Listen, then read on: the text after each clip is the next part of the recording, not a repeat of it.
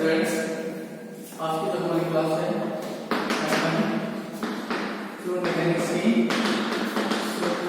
Students के लिए,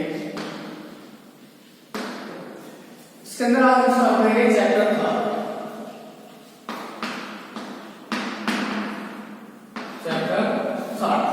chapter third क्या है? Static pressure.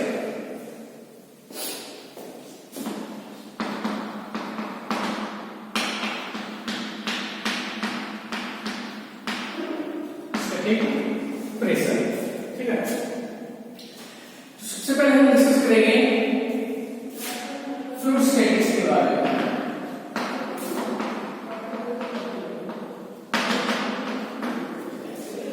फ्लूइड स्टैटिक्स क्या है? फ्लूइड मैकेनिक्स की वो ब्रांच जिसके अंदर स्टडी किया जाएगा कि जब आपका फ्लूइड किसमें हो, रेस्ट में हो, ठीक है। Fluid statics is that branch of fluid mechanics we discuss we study about the fluid at rest। इसमें होगा fluid at rest होगा, तो उस ब्रांच को हम क्या कहेंगे? फ्लूइड स्टैटिक्स, ठीक है। फ्लूइड स्टैटिक्स क्या है?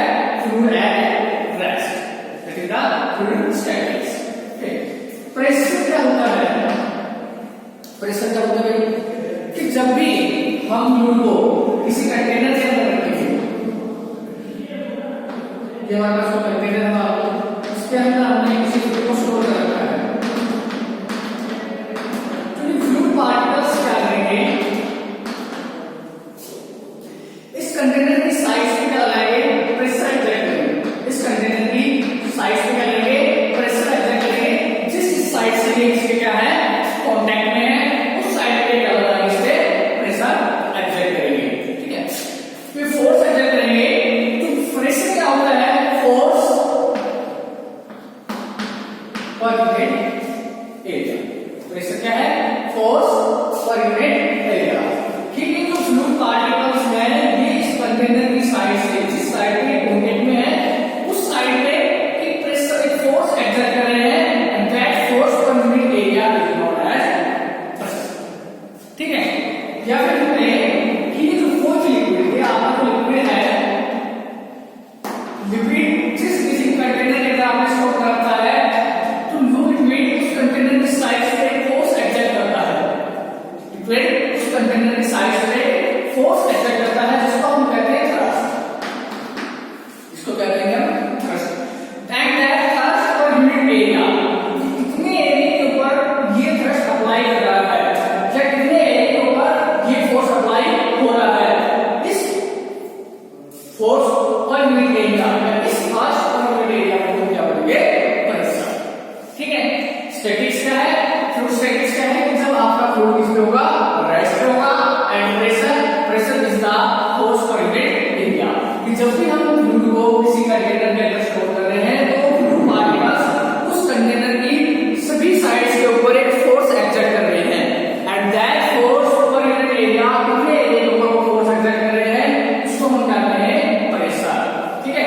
और ये जो लिक्विड पार्टिकल्स हैं, लिक्विड जो फ्लूइड है आपका वो कंटेनर पर फोर्स अप्लाई कर रहा है, उसको हम नॉर्मली थ्रस्ट बोलते हैं, and that thrust per unit area is also known as pressure, ठीक है। The unit of pressure is, unit of pressure क्या है? फोर्स यूनिट क्या है? न्यूटन, एंड एरिया यूनिट क्या है? Metre square. Unit of pressure is newton और metre square. Unit of pressure is newton और मीटर स्क्वायर, ठीक है। अब स्टैटिक प्रेशर क्या होता है?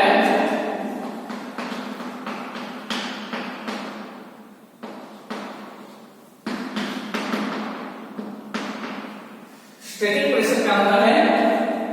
हमने स्टैटिक्स के बारे में क्या बताया? जब आपका फ्लूइड में होगा, रेस्ट में होगा, और प्रेशर क्या है? Force per unit area. तो रेस्ट कंडीशन के अंदर यानी स्टैटिक कंडीशन के अंदर फ्लूइड के द्वारा प्रेशर एक्सर्ट किया जाएगा, तो प्रेशर क्या होगा? Static pressure. तो pressure exert by the fluid in static condition और in the rest condition is known as static pressure. Static pressure क्या है? प्रेशर एक्सर्ट बाय फ्लूइड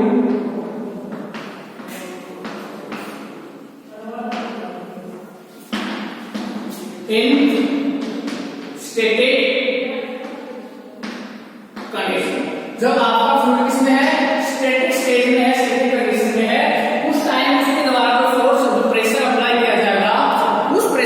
क्या बोलेंगे, static pressure.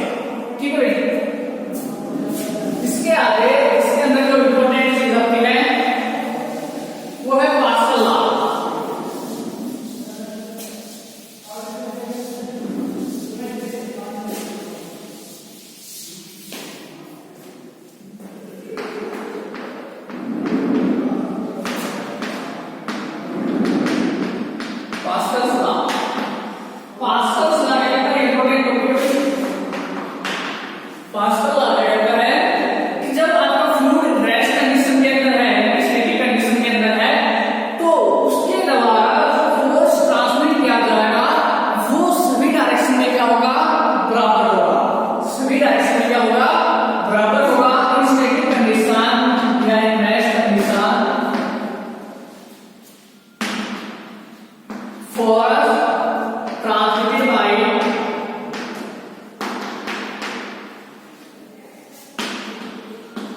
Fluid is equal in all directions.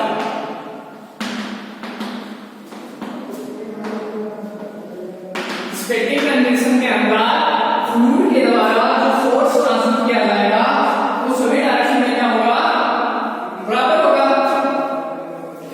Static condition के अंदर fluid के द्वारा जो फोर्स अप्लाई किया जा रहा है वो सभी डायरेक्शन में क्या होगा, जो प्रेशर अप्लाई किया जा रहा है वो सभी डायरेक्शन में क्या होगा, बराबर होगा। ठीक है, इस पास्कल लॉ को हम इसका प्रूफ देखेंगे। पास्कल लॉ को कैसे प्रूफ करेंगे भाई, सभी डायरेक्शन के अंदर जो है फोर्स वो इक्वली ट्रांसमिट होगा। ठीक है, पास्कल लॉ कह रहा है कि स्टैटिक कंडीशन के अंदर फ्लूइड के द्वारा जो प्रेशर एक्सर्ट किया जा रहा है वो सभी डायरेक्शन में क्या होगा, बराबर होगा। स्टैटिक कंडीशन के अंदर जो प्रेशर एक्सर्ट किया जा रहा है फ्लूइड के द्वारा वो सभी डायरेक्शन में क्या होगा, बराबर होगा। उसका प्रूफ क्या है, प्रूफ के लिए हम कंसीडर करेंगे कि हम एक वैज शेप का फ्लूइड एलिमेंट ले रहे हैं। ठीक है, एक वैज शेप का राइट एंगल फ्लूइड एलिमेंट हम कंसीडर करेंगे।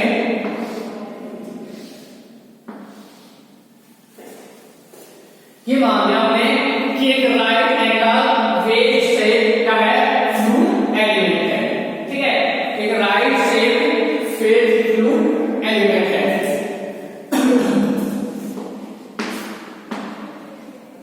Right angle wedge shape fluid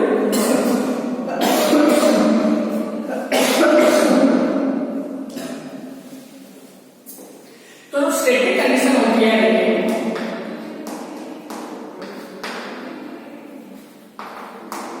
जो स्टैटिक कंडीशन होती है उसके अंदर जो फ्लूइड की लेयर है उनके बीच का जो मोशन है वो नहीं होता। ठीक है, फ्लूइड की लेयर के बीच में मोशन नहीं होता, जिस कारण शियर स्ट्रेस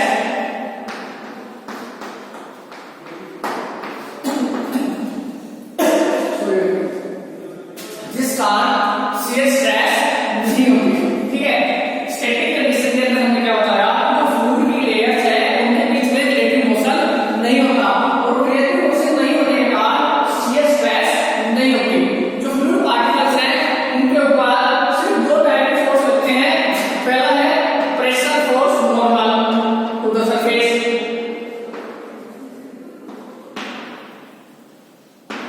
नॉर्मल को surface, and second one is the weight of element, weight of fluid element।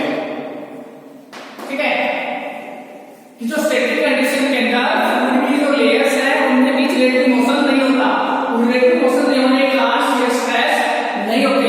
तो जो फ्लूइड एलिमेंट्स है, जो फ्लूइड है उसके ऊपर तो कौन से फोर्स अप्लाई करेंगे, पहला है प्रेशर फोर्स जो नॉर्मल होगा सरफेस से, and second one is the weight of the जो फ्लूइड एलिमेंट का वेट है। तो हमने यहाँ पर एक राइट वेट शेप का राइट एंगल एलिमेंट लिया हुआ है, तो उसमें फोर्स अप्लाई करेंगे, pressure force normal to the surface. ये मान लिया हमने Px, ठीक है, ये मान लिया हमने Py, और ये मान लिया हमने P। ठीक है, ये तीन जो प्रेशर फोर्स है आपके रहेगा normal px py and pz, px py and pz, pressure force normal to the surface. दूसरा क्या लगेगा, वेट।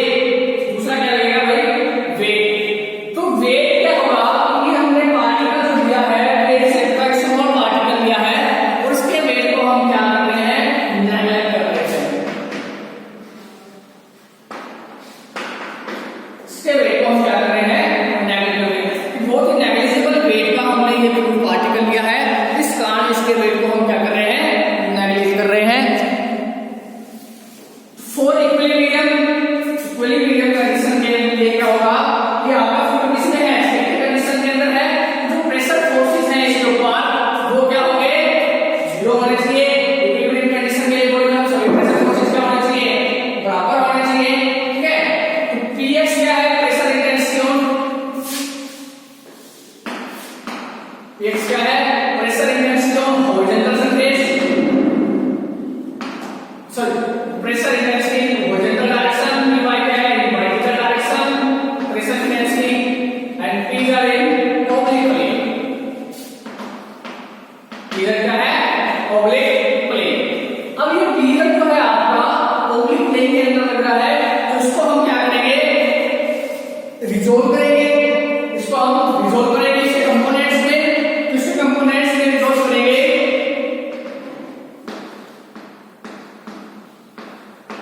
जो है pz sin theta and that one is the pz cos theta. ठीक है भाई, pz sin theta and pz cos theta. Oblique plane के अंदर लग रहा था, इसलिए हमने इसको क्या कर दिया, रिजॉल्व कर दिया इसके कंपोनेंट में। कंपोनेंट में रिजॉल्व किया क्या, pz sin theta and pz cos theta. अब इक्विलिब्रियम कंडीशन के लिए जो हॉरिजॉन्टल फोर्सेस हैं और जो वर्टिकल फोर्सेस हैं वो क्या होने चाहिए, बराबर होना चाहिए। तो इक्विलिब्रियम कंडीशन के लिए हम पहले मानते हैं ना, चलो pressure force in surface AC के ऊपर क्या फोर्स लगेगा भाई, px इंटू px क्या है, प्रेशर इंटेंसिटी। प्रेशर क्या होता है, फोर्स अपॉन एरिया। प्रेशर क्या होता है, फोर्स अपॉन एरिया। तो फोर्स क्या होगा, प्रेशर इनटू एरिया। तो फोर्स है इन एसी क्या होगा भाई, px into area of AC, px into area of AC. ठीक है, सिमिलर py के अंदर क्या होगा भाई, py into bc and pz के अंदर क्या होगा, pz into ab, pz into ab।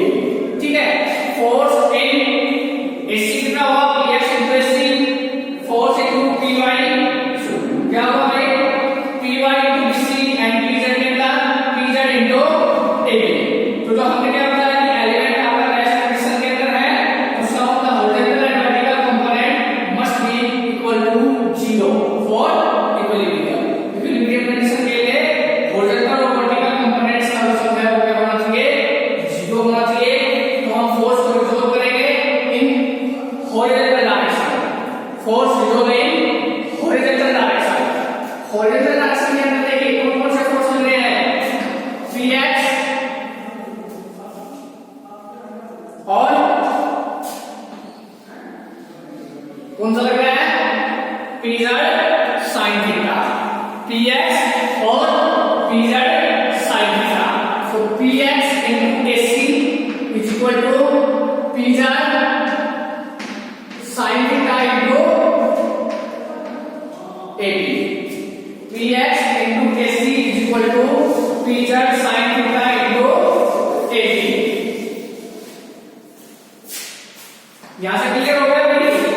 हम क्या करेंगे, इक्विलिब्रियम कंडीशन के लिए sum of horizontal and vertical component must be equal to 0। तो पहले हम हॉरिजॉन्टल कंपोनेंट्स को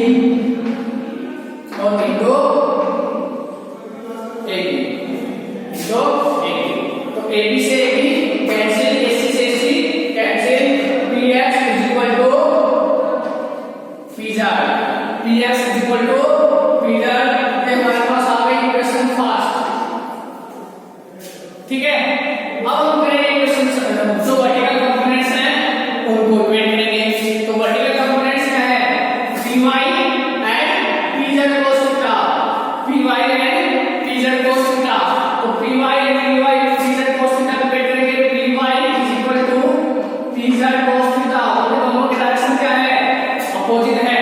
पी वाई फोर्स क्या हुआ, P Y into B C is equal to P Z cos theta into AP. ठीक है यार, P Y into B C is equal to P Z into cos theta की value क्या है यहाँ पे, कोस थीटा की वैल्यू क्या है भाई, base upon hypotenuse B C upon AP into AP. AP से एपी कैंसिल, बीसी से BC cancel, P Y is equal to P Z. ये बन गया हमारे पास इक्वेशन सेकंड। तो इक्वेशन फर्स्ट और सेकंड से हम जानेंगे कि P X is equal to P Y is equal to P Z. Equation first और सेकंड से क्या डिस्कशन निकला भाई, P X is equal to P Y is equal to P Z. यानी कि जो फोर्स है, प्रेशर फोर्स है, वो सभी डायरेक्शन में क्या है, बराबर ट्रांसफर हो रहा है। वो पास्कल लॉ क्या कह रहा है, intensity of a pressure in static fluid is equal to transmitted in all direction. इसी पॉइंट पे जो प्रेशर इंटेंसिटी है स्टैटिक फ्लूइड के अंदर वो सभी डायरेक्शन में क्या होती है, बराबर होती है। और ये बात हमने प्रूव कर दी। ओके, अब आगे को हम डिस्कस करेंगे एप्लीकेशंस ऑफ पास्कल लॉ। तो पास्कल लॉ की जो एप्लीकेशन है वो कहाँ होती है, कि पास्कल लॉ कहाँ अप्लाई होता है। तो पास्कल लॉ यहाँ अप्लाई होता है हाइड्रोलिक रैम के अंदर, हाइड्रोलिक ब्रेक के अंदर, लिफ्ट के अंदर, ट्रेन के अंदर, हाइड्रोलिक जैक के अंदर, इन सभी जगह पर क्या अप्लाई होता है, पास्कल लॉ। ठीक है, एप्लीकेशन ऑफ पास्कल लॉ क्या है, hydraulic lift, hydraulic brake, hydraulic jack, hydraulic ram, ये सभी जगह क्या अप्लाई होता है, Pascal law. Application of Pascal law,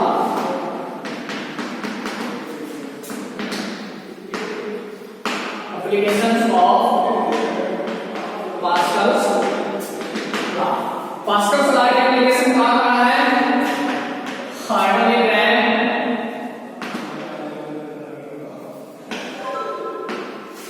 hydraulic lift,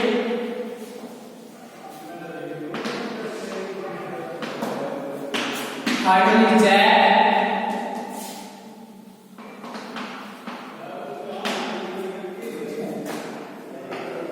hydraulic press,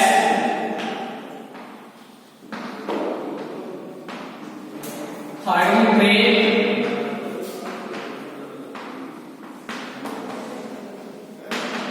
etcetera.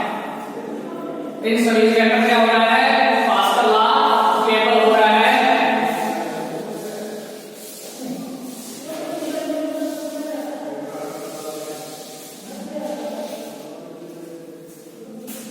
अब हम पढ़ेंगे हाइड्रोलिक रैम के बारे में। हाइड्रोलिक रैम क्या होता है,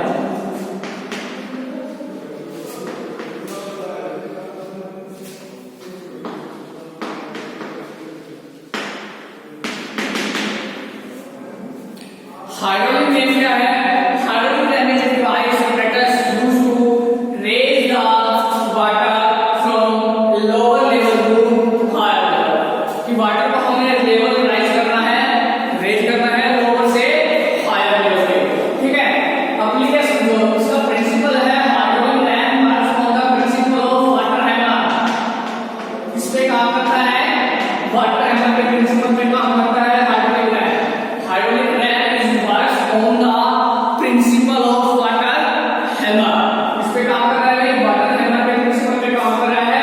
काम क्या है इसका, कि वाटर को लोअर लेवल से हायर लेवल के ऊपर क्या करना है, रेज करना है, ये इसका काम है। तो हाइड्रोलिक रैम के अंदर होता क्या है, हाइड्रोलिक रैम के अंदर होता है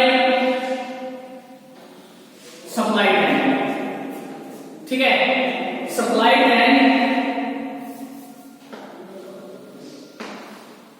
एक वाल्व बॉक्स से अटैच होता है।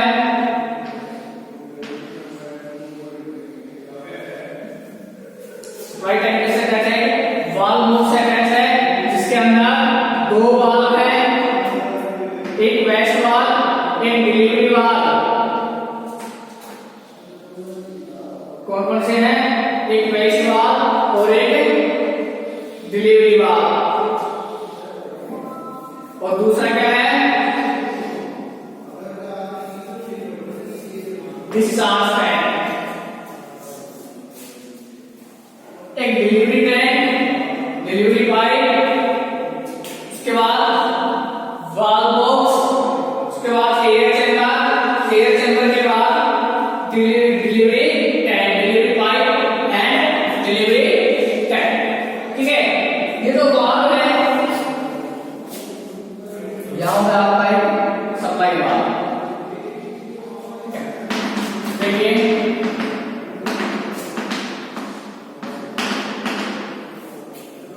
ये क्या बताया हमने, सप्लाई टैंक।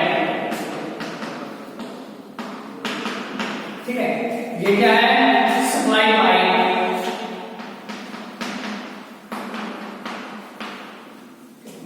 ये है डिलीवरी वाल्व, सप्लाई वाल्व।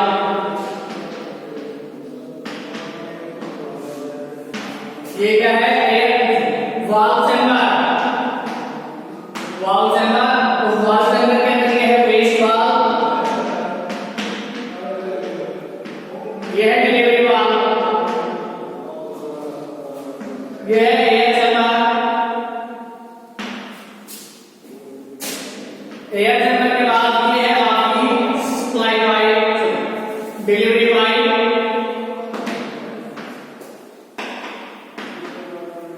और ये है डिलीवरी टैंक। ठीक है, हार्डवेयर रैक का काम क्या है, पार्टिकल ओवर लेवल से हाई लेवल पे क्या करना है, रीड करना है। अब ये कैसे रीड करेगा पार्टिकल ओवर लेवल से हाई लेवल पर, ये हमारे पास क्या है, इनिशियल वाटर लेवल है, इसको मानते हैं हम क्या है, ये x। ठीक है, इस लेवल को इसने रेज कर दिया कहां पे, लेवल तक, हायर लेवल तक, इसको मानते हैं क्या है, ये कैपिटल एक्स। हाइड्रोलिक रैम किस प्रिंसिपल पे काम करता है, वाटर हैमर के प्रिंसिपल पे काम कर रहा है हाइड्रोलिक रैम। इसके अंदर कंस्ट्रक्शन के अंदर क्या क्या है, इसके पास supply tank, supply valve, supply tank, supply pipe, supply valve, एक वाल्व चैम्बर है जिसके अंदर दो वाल्व है, वेस्ट वाल्व है, डिलीवरी वाल्व। दोनों के दोनों वाल्व क्या है, नॉन रिटर्न वाल्व है, दोनों वाल्व क्या है, नॉन रिटर्न वाल्व है, नॉन रिटर्न वाल्व है। और एक इनवर्ट होता है, एक आउटवर्ड होता है, दोनों क्या है, अपोजिट ओपनिंग के हैं, इनवर्ट होता है, आउटवर्ड होता है और नॉन रिटर्न वाल्व है। उसके बाद क्या है, एयर चैम्बर है, एयर चैम्बर के बाद delivery pipe and delivery tank.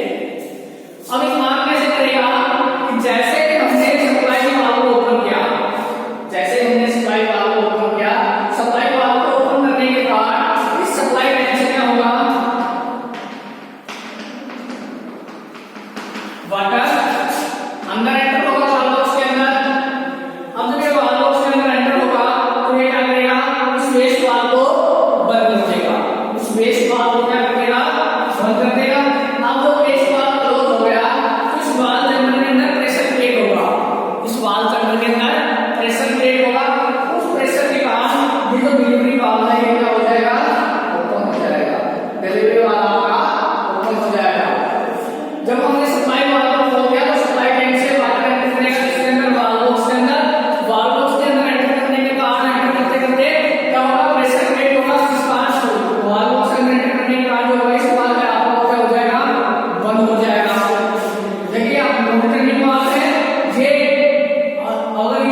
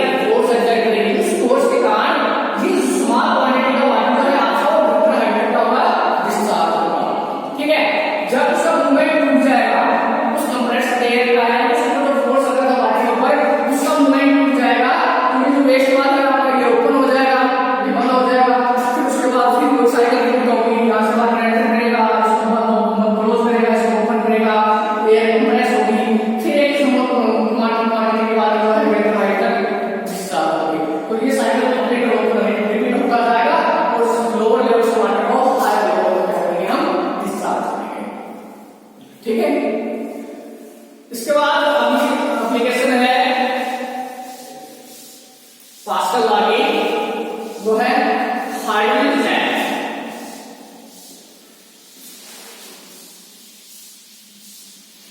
Next application क्या है? Hydraulic jack. तो हाइड्रोलिक जैक के अंदर क्या होता है?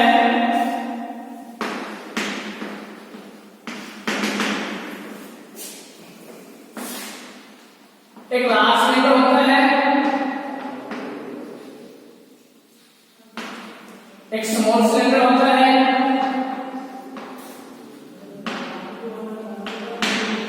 ठीक है, एक प्लंगर होता है, एक हैंडल एंड एक रेजर्वायर। रेजर्वायर वो जगह है जहां पर हम फ्लूइड को स्टोर करेंगे, ठीक है। जो मास्टर सिलेंडर है जिसको हम लार्ज सिलेंडर बोल रहे हैं, इसके ऊपर जो है वेट को रखा जाएगा, वेट को ऊपर इसके ऊपर वेट को रखा जाएगा। हाइड्रोलिक जैक का काम क्या है? स्मॉल फोर्स के द्वारा लार्ज वेट को उठाना, लिफ्ट करना, ठीक है। तो हाइड्रोलिक जैक का होता क्या है? हमने बताया कि मास्टर सिलेंडर होता है, ठीक है। जैसे एक मास्टर सिलेंडर हो गया, एक क्या हो गया? Small cylinder. स्मॉल सिलेंडर के अंदर एक क्या है हमारे पास? रेजर्वायर। रेजर्वायर वो जगह है जहां पर फ्लूइड को क्या किया जाएगा? स्टोर किया जाएगा। ये है आपका लार्ज सिलेंडर। इस लार्ज सिलेंडर के ऊपर हम क्या करेंगे? वेट को रखेंगे। आगे रेजर्वायर में यहाँ पर फ्लूइड स्टोर किया हुआ है,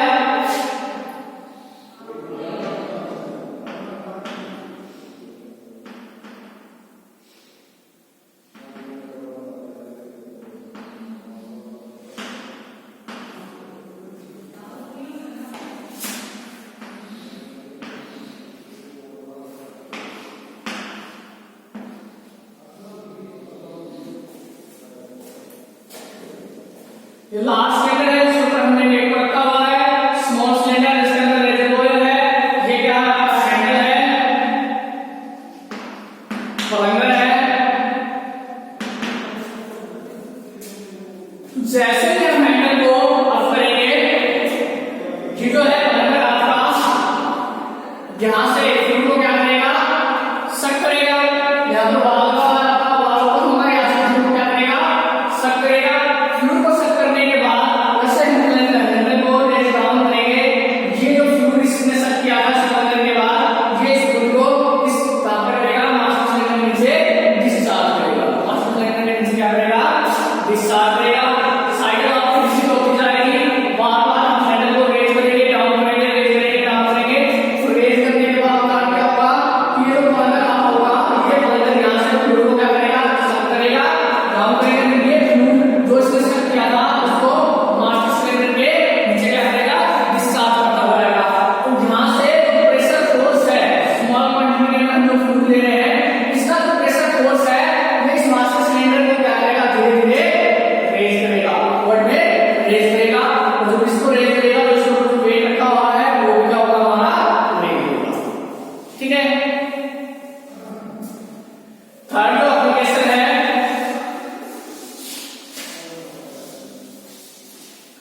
हाइड्रोलिक प्रेस।